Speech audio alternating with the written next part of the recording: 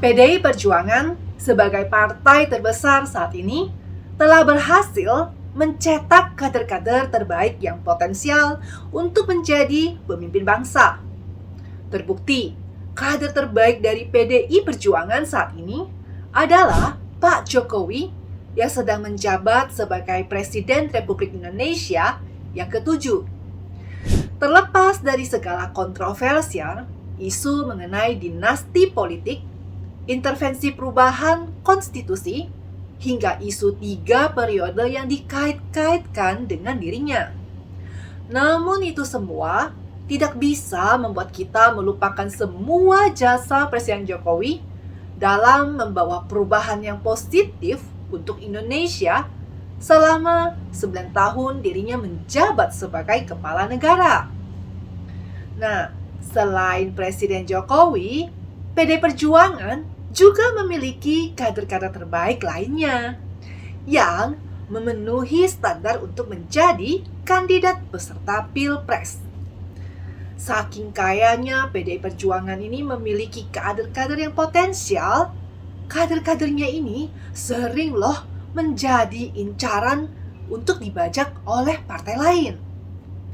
Dan di Pilpres 2024 ini, tidak hanya satu kader yang masuk radar kandidat Capres dan Cawapres. Malah ada 2 kader sekaligus yang sudah berhasil maju dan mendaftarkan diri ke KPU RI untuk menjadi kandidat yang akan berkontestasi di Pilpres 2024. Kader banteng yang pertama adalah mantan Gubernur Jawa Tengah, Ganjar Pranowo, yang sudah diusung resmi oleh PDI Perjuangan dan dipasangkan dengan ahli hukum Mahfud MD.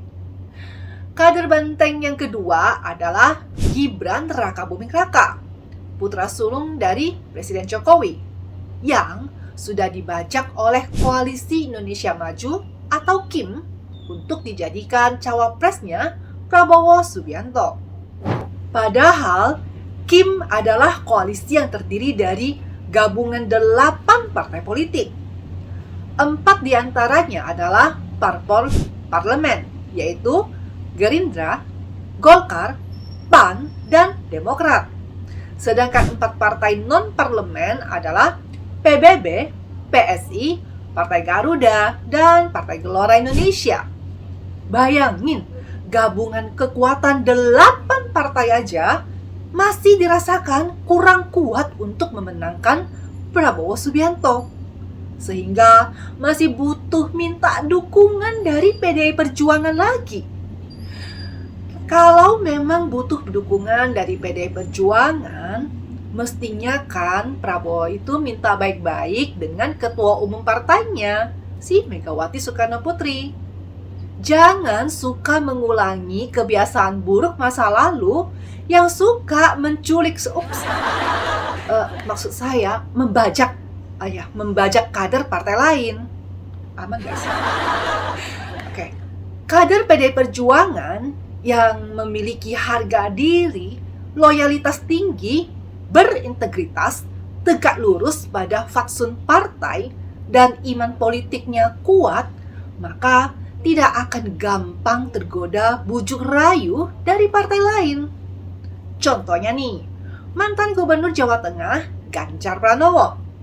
Dulu, jauh sebelum Ganjar dideklarasikan sebagai capres dari PDI Perjuangan, di internal partai mereka ini, mayoritas adalah para elit yang lebih mendukung pencalonan Puan Maharani sebagai capres. Situasi ini dibaca dengan baik oleh partai-partai lainnya yang sudah jatuh hati pada Ganjar. Mereka membujuk rayu Ganjar untuk pindah ke partai mereka dan dideklarasikan sebagai capres lewat partai mereka. Dan bukan cuma satu, malah ada 2 partai yang membujuk rayu Ganjar. Namun, Ganjar menolak mentah-mentah semua tawaran itu. Karena bagi Ganjar, loyalitas terhadap partai adalah nomor 1. Loyalitas harga diri dan integritas yang dimilikinya itu tidak bisa dinilai dengan uang dan jabatan. Iman politiknya yang kuat ini menyelamatkannya dari godaan harta dan tahta. Berbeda halnya dengan Gibran Traka-Buming Raka, rekan junior seperjuangannya di Partai PD Perjuangan, yang pada akhirnya Gibran ini tergoda dengan tahta yang sudah ditawarkan. Dan setelah menerima pinangan dari Prabowo untuk menjadi cawapresnya, Gibran ini sempat bertemu dengan Puan Maharani pekan lalu. Di kesempatan itu, Gibran hanya berpamitan dan menyampaikan keinginannya untuk maju ikut Pilpres 2024 bersama dengan koalisi Kim. Namun, Gibran itu tidak mengundurkan diri sebagai kader Banteng dan statusnya masih sah sebagai kader PDI Perjuangan di saat dia mendaftarkan diri ke kantor KPU RI sebagai cawapresnya Prabowo. Bagi yang ngerti etika, dulu datang ke partai untuk login dengan cara baik-baik, mestinya kan saat logout juga harus dengan cara baik-baik. Tapi saya malah berpikir, jangan-jangan ini bukanlah sikap asli dari Gibran. Karena setahu saya nih, orang Solo itu sangat menjunjung tinggi tata krama dan norma kesopanan. Jangan-jangan Gibran ini sudah dicuci otaknya sama tim 08. Bahaya tau. Karena sebelum ini, Gibran itu sangat tegak lurus dengan perintah partainya. Tapi setelah keseringan bergaul dengan Prabowo, lama-lama tuh Gibran berubah sikapnya. Bahkan mentang-mentang statusnya itu sebagai putra mahkota penguasa, lantas ia merasa bisa seenaknya melanggar etika kepartaian. Kalau sudah merasa gak nyaman di partai dan sudah gak lagi sejalan dengan keputusan partai, alangkah baiknya Gibran itu keluar dengan cara baik-baik, yaitu mengundurkan diri daripada dipecat kan.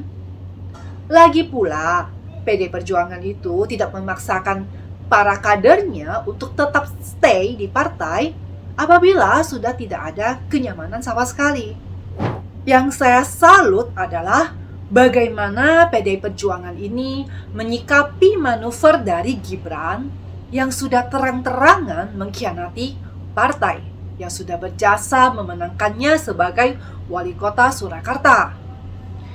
PDI Perjuangan ini tidak terburu-buru mengambil keputusan untuk memecat Gibran yang sudah menjadi cawapres pendampingnya Prabowo.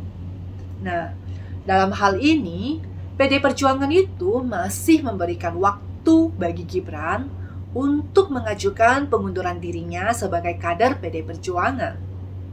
Kalemnya sikap dari PDI Perjuangan dalam menyikapi pengkhianatan Gibran ini menunjukkan bahwa partai ini melihat keluar masuknya elit partai ataupun anak presiden sekalipun adalah hal biasa yang tidak memberi pengaruh apa-apa terhadap partai mereka.